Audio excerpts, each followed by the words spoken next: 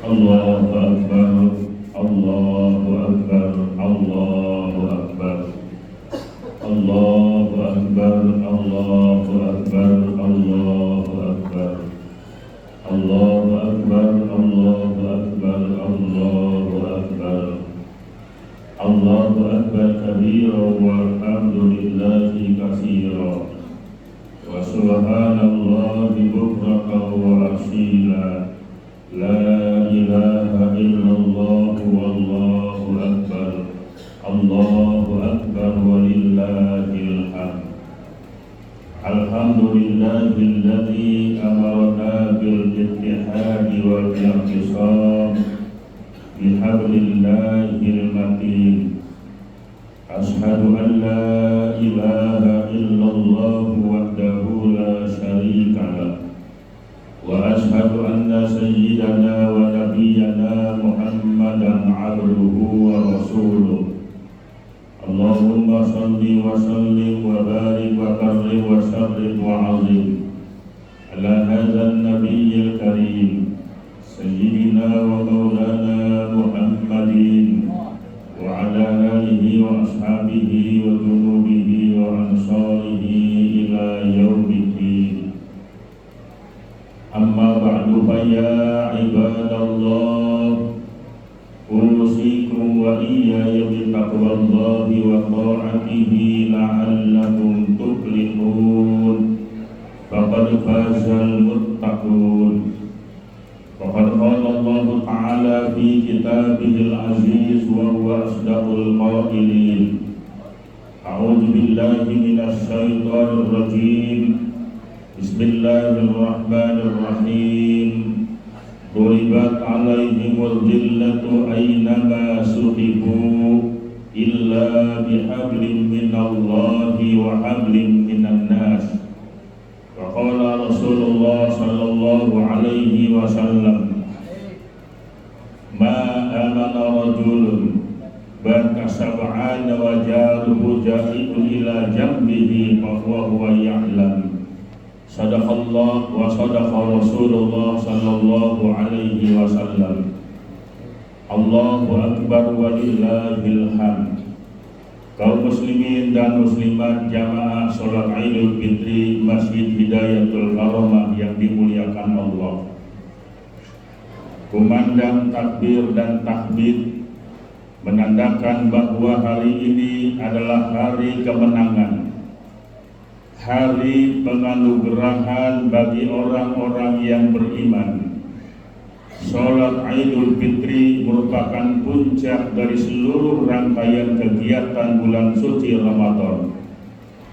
Karena hari ini Allah Subhanahu wa Ta'ala akan memberikan anugerah, gelar yang sangat agung, tinggi dan mulia, gelar yang tak mungkin diperoleh dari perguruan tinggi manapun di dunia ini, kecuali gelar yang diberikan Allah untuk orang-orang yang beriman. La'allakum tattaqun. Gelar yang terhormat, tinggi dan mulia itu adalah menjadi manusia-manusia yang bertakwa kepada Allah Subhanahu wa Ta'ala. Baginda Nabi sallallahu alaihi wasallam menegaskan, hadis dari Ibnu Mas'ud radhiyallahu anin Nabi sallallahu alaihi wasallam, dari Nabi sallallahu alaihi wasallam, annahu qala, bahwasanya baginda Nabi bersabda, iza shamu syahra Ramadan wa kharaju ila aidihim yaqulullahu ta'ala ya malaikati kullu amilin yatlubu ajrahu wa ibadiyalladzina shamu syahrahum wa kharaju ila aidihim yatlubuna ujurahum. Apabila kalian telah menyelesaikan puasa bulan Ramadan, kemudian keluar rumah untuk sholat Idul Fitri, maka Allah Subhanahu wa Ta'ala berfirman kepada para malaikat, wahai para malaikatku, tiap-tiap orang yang bekerja, mereka mencari upah, dan hamba-hambaku yang telah melaksanakan puasa bulan Ramadan, kemudian keluar rumah untuk sholat Idul Fitri, mereka adalah mencari pahala. Ishadu anni qad ghafartu lahum, saksikanlah oleh kalian semua bahwa aku telah mengampunkan dosa-dosa mereka. Fayunadi munadin, maka dipanggillah oleh malaikat dari langit, ya umat Muhammadin, wahai umat Nabi Muhammad, irji'u ila manazilikum qad badaltu sayyi'atihim bil hasanat. Wahai umat Nabi Muhammad, kembalilah ke rumah kalian masing-masing, dan aku telah menggantikan dosa-dosa kalian, kejelekan-kejelekan kalian dengan kebaikan-kebaikan. Fayaqulullahu ta'ala, maka Allah ta'ala berfirman, ya ibadi, wahai hamba-hambaku, sumtum li wa aftirtum li, kalian adalah berpuasa untukku dan kalian berbuka untukku. Faqumu maghfuran lakum, maka tegaklah berdiri bahwa Allah Subhanahu wa ta'ala telah mengampunkan dosa kalian semua. Allahu Akbar, Allahu Akbar, Allahu Akbar, walillahil hamd. Hari ini adalah hari raya Idul Fitri. Ada dua hal yang harus tetap menjadi perhatian kita: peningkatan hubungan kita dengan Allah dan perbaikan hubungan antar sesama manusia. Ketika datang bulan suci Ramadan, orang-orang yang beriman melaksanakan ibadah puasa, siang hari menahan haus dan lapar, tarawih di malam hari, tadarus Al-Quran, i'tikaf dan lain sebagainya. Tidurnya menjadi nilai ibadah, amaliyahnya dilipat gandakan, dosa-dosa diampunkan Allah, doa-doanya dikabulkan Allah, sehingga nyaris antara kita dengan Allah tidak ada garis pemisah. Demikian indahnya, demikian mesranya hubungan hamba dengan Allah Subhanahu wa ta'ala. Ketika Ramadan berakhir, apakah hubungan kita dengan Allah yang demikian mesra kemudian berlalu begitu saja tanpa membekas? Harapan kita, kemenangan yang sudah kita raih ini dapat kita pertahankan, karena sesungguhnya meraih kemenangan itu masih lebih gampang dibandingkan dengan kita mempertahankan kemenangan.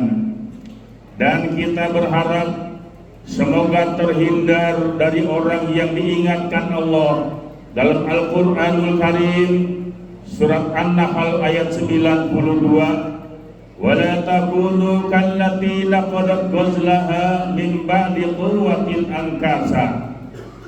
Janganlah kalian seperti seorang perempuan dalam kisah lama yang merombak kembali tenunannya sehelai demi sehelai sesudah kuat di tenunnya. Ayat ini mengisahkan bahwa seorang perempuan yang sudah pikun, yang kesehariannya bertenun menyulam benang dijadikan kain, dari hari berganti minggu, minggu berganti bulan, bahkan berganti tahun, dia terus menerus menyulam. Sudah hampir selesai kerjaan yang dia lakukan, dibongkar kembali sehelai demi sehelai, sehingga pekerjaan yang dia lakukan bertahun-tahun tidak pernah selesai. Akankah ibadah Ramadan kita akan seperti ini? Dari tahun ke tahun silih berganti kita melaksanakan ibadah Ramadan. Tentunya harapan kita, ibadah Ramadan selama 1 bulan itu adalah sebagai sebagai bekal kita untuk 11 bulan ke depan hingga kembali kita berjumpa dengan bulan suci Ramadan. Dan yang kedua, perbaikan hubungan antar sesama manusia. Kita yang telah menjalankan ibadah puasa Ramadan setiap tahun, mudah-mudahan dengan bertambah lanjutnya usia, makin masak dan mendalamlah keluhuran budi, makin tinggi kelapangan dada, dan makin luas kejernihan pandangan, yakni sifat orang-orang yang bertakwa kepada Allah Subhanahu wa Ta'ala. Allahu Akbar walillahil hamd.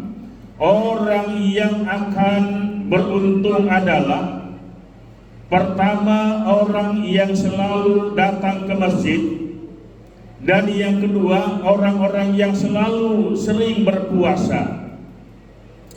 Karena puasa adalah menjamin manusia untuk melakukan perubahan. Ingin berubah dalam hidup, maka masuk masjid dan rajin puasa. Seekor ayam ketika dia berpuasa, ketika dia bertelur, satu-satu dikumpulkan telurnya sampai banyak. Telur itu tidak akan pernah menetas kecuali induk ayamnya harus mengeram. Ketika induk ayam mengeramkan telurnya, itulah melahirkan energi panas. Dijaga betul telurnya.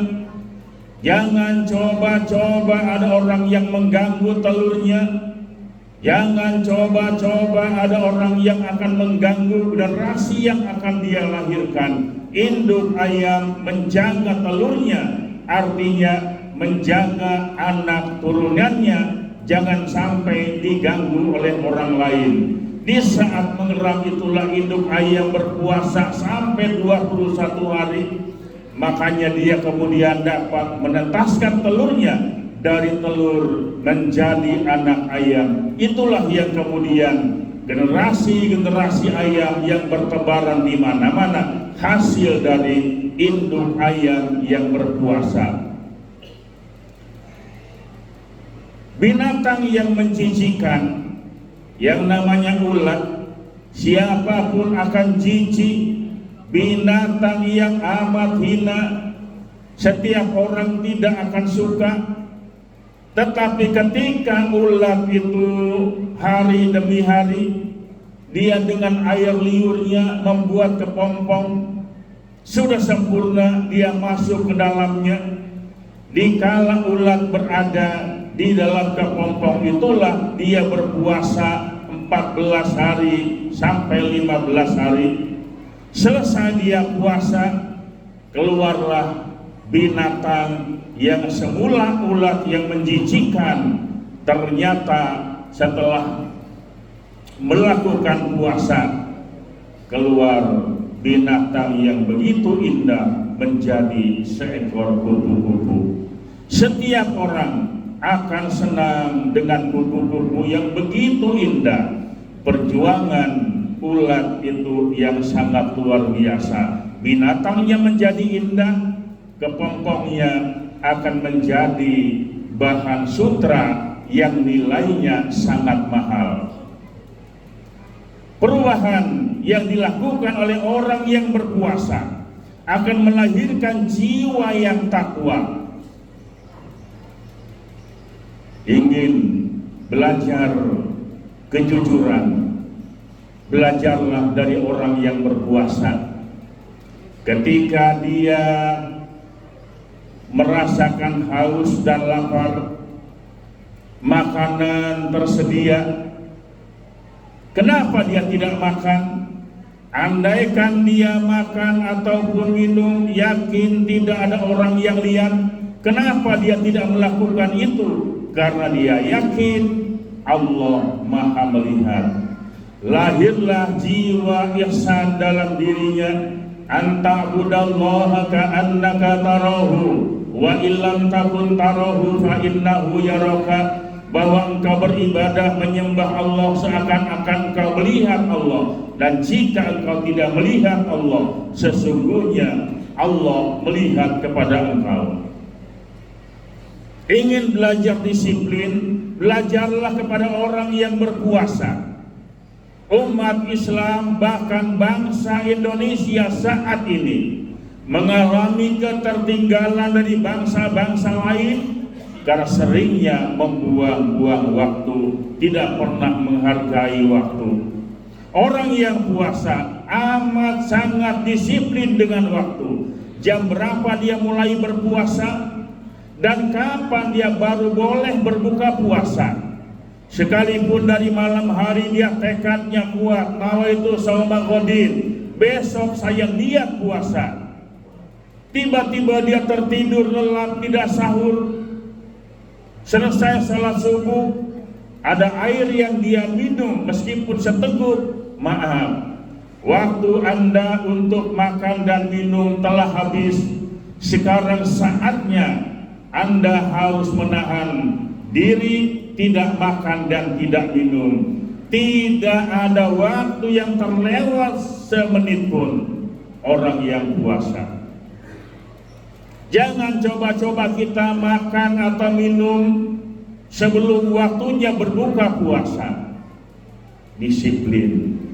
Di rumah-rumahnya orang Islam terpampang jadwal imsakiyah Ramadan, dipasang di ruang tamu, dipasang di kamar tidur, bahkan dipasang di dapur. Di sana terpampang bahwa bukan hanya jadwal imsak subuh maghrib, namun lengkap ada jadwal imsak subuh, zuhur, asar, maghrib, isya. Alangkah indahnya rumah-rumah orang Islam yang terpampang jadwal-jadwal waktu ibadah, mengingatkan keluarga kita kapan kita waktu-waktu sholat.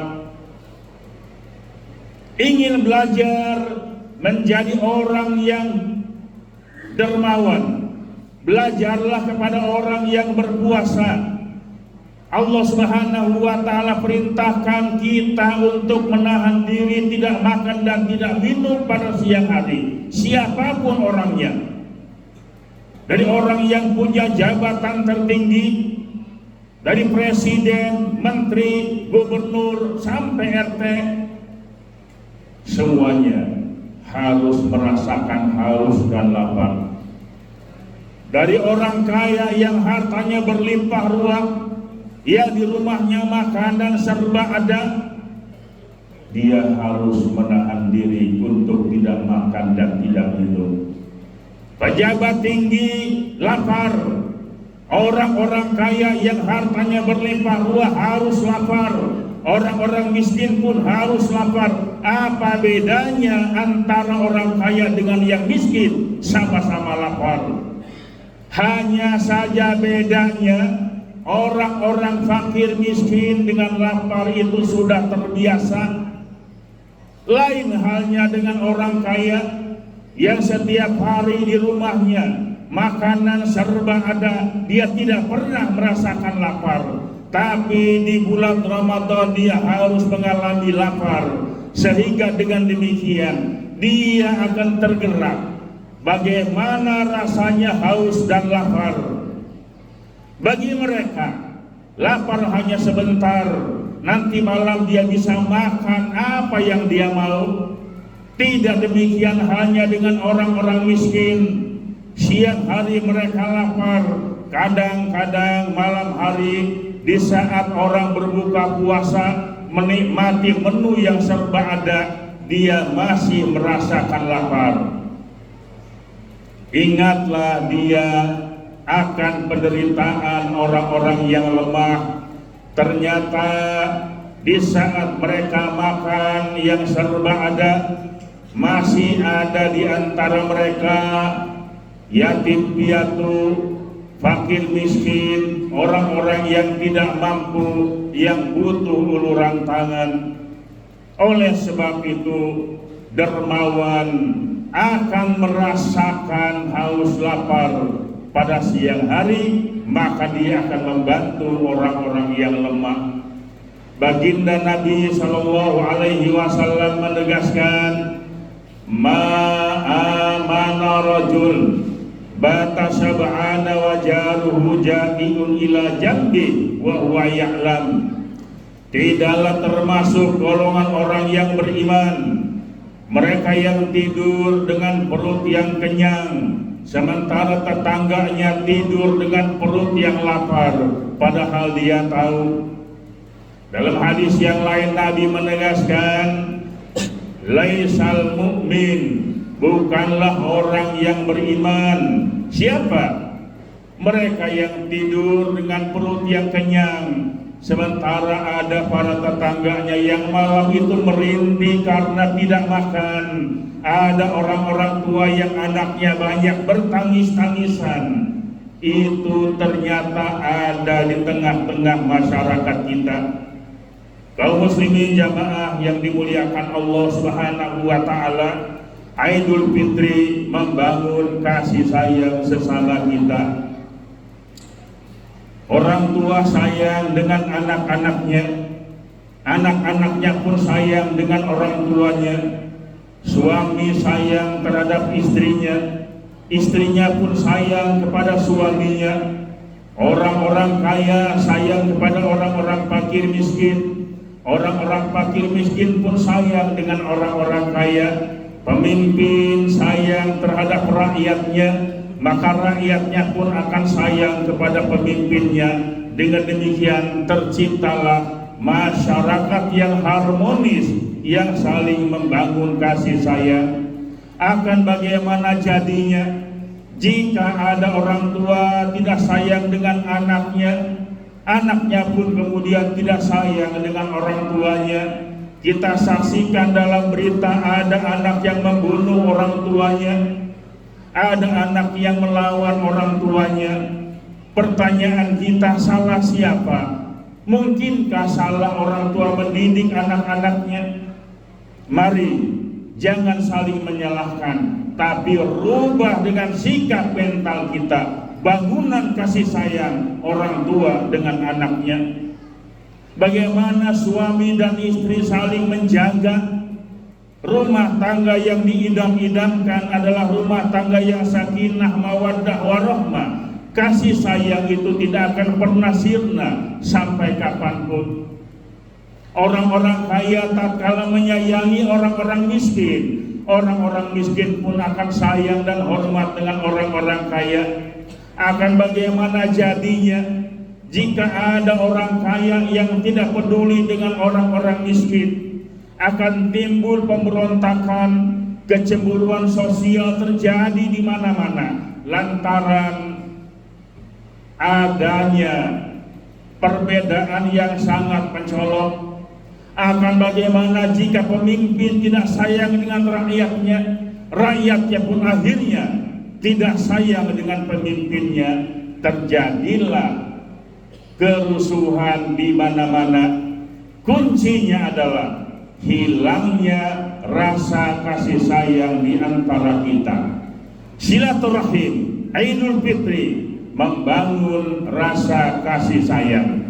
Itulah sebabnya baginda Nabi Sallallahu Alaihi Wasallam menegaskan, ma min muslimaini yataqiyani fayatasawfahani illa ghufira lahuma qabla ayyatafarraqa.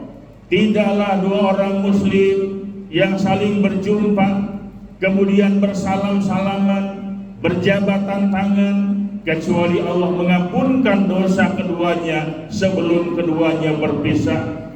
Berjabatan tangan di antara kita bukan hanya bersalam-salaman, tetapi jadikan silaturahim itu tangannya berjabatan, hatinya pun berjabatan, saling membangun kasih sayang. Ada kalimat indah yang akan terlontar ketika Idul Fitri. Minal a'idin wal faizin, kullu 'am wa antum bi khair. Taqabbalallahu minna wa minkum siyamana wa siyamakum taqabbal ya karim. Saling mendoakan di hari kemenangan. Ada kalimat indah, mohon maaf lahir dan batin. kalimat indah yang sederhana tapi punya makna yang amat sangat luar biasa. Orang yang paling baik adalah orang yang terlebih dahulu meminta maaf dan memberi maaf kepada orang lain. Sekalipun orang itu tidak minta maaf dengan kita, tapi hati kita sudah terbuka. Saya minta maaf dan saya maafkan siapapun orangnya yang telah berbuat salah dengan saya, siapapun orangnya yang telah menzolimi saya sudah maafkan. Hilangkan iri hati, dendam dan dengki. Mari beridul fitri, merayakan hari kemenangan. Dengan demikian Allah Subhanahu wa Ta'ala akan meridhoi aktivitas kita selama bulan suci Ramadan dan persiapan kita untuk 11 bulan berikutnya berada dalam istiqomah. Semoga Allah ampunkan dosa dan kesalahan kita, dosa kedua orang tua kita, dosa para guru-guru kita, baik yang masih hidup maupun yang sudah kembali kepada Allah Subhanahu wa Ta'ala. A'udzu billahi minasyaitonir rajim. Bismillah.